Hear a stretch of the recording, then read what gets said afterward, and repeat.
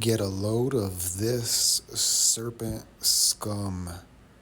To imagine people like this are in the military, and after what you're going to hear from the clip that I took out of that documentary that I suggested in the other video called Out of Shadows, right? Out of Shadows. Highly recommend you watch it. You're going to see as they discuss that this guy is bad news, and he actually should have had no business in the position he was in the first place. But I'll let that clip explain it all. From our point of view, it really makes no difference whether you pray to a father god or to a mother goddess or to an entire gaggle of gods and goddesses. Michael Aquino was a high-level officer in the National Security Agency. He was and is, you'll see him today, a practicing Satanist. He created the Satanic Temple of Set, which he still runs. He was a high-level NSA officer. He's a member of the association I used to be in, the Association of Former Intelligence Officers, AFIO. He's a member of that. He's plugged in big time to the intelligence community, and he wrote a paper called Mind War. And Mind War was about psychological operations against populations, including the American, the domestic population, using Satanist techniques and tools. Aquino was first involved in MK-Ultra operations during the Vietnam War as part of the Phoenix program. Well, first, I've been involved in intelligence and psychological operations for about 40 years in all levels of it and across the intelligence community. You are a lieutenant colonel in the United States Army. Correct. Now, and how does the Army feel about you being head of the Temple of Set? The Army has known about my religion for the entire span of my Army career, which began in 1968.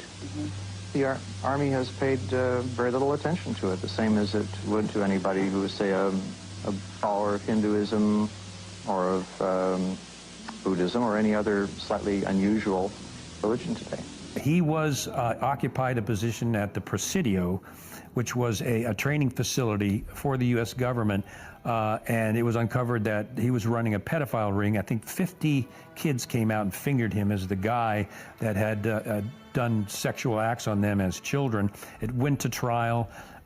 He walked from the trial successfully because he had a good attorney, despite the fact that there were multiple witnesses that said Aquino, through satanic rituals, had abused them as children. There's no question that he's a practicing Satanist. Just watch any one of his interviews. On this altar is one of a number of daggers, which we may use in our rituals.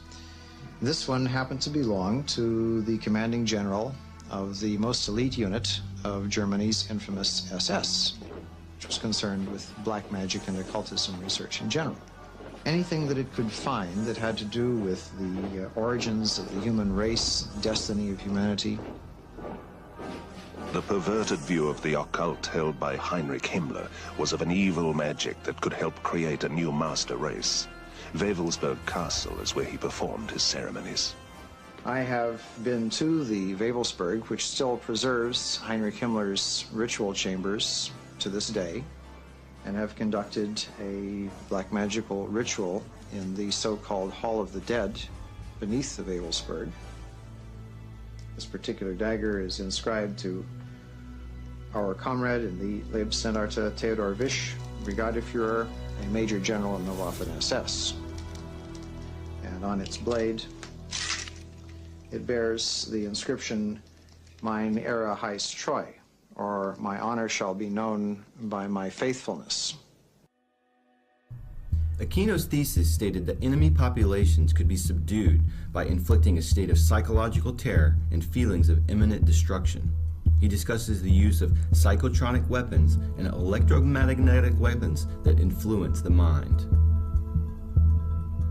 By extremely low-frequency signals, piggybacked on broadcasts of radio, TV, or microwave communications in order to influence and manipulate the thoughts and feelings of the target population.